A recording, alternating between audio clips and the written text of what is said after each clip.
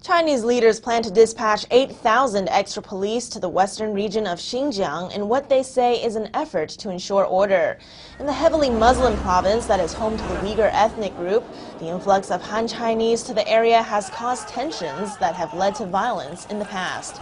In 2009, riots broke out between Han Chinese and Uyghurs in the capital city of Urumqi, killing 200 people. Also adding to the tension are hiring practices that favor Han Chinese and laws and regulations that limit the Uyghurs' ability to freely practice their faith.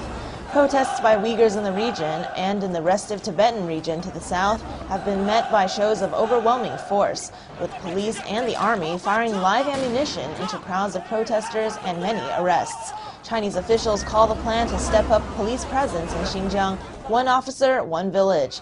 It's part of the Chinese regime's heavy-handed approach to maintaining control this year when its leadership changes hands in Beijing.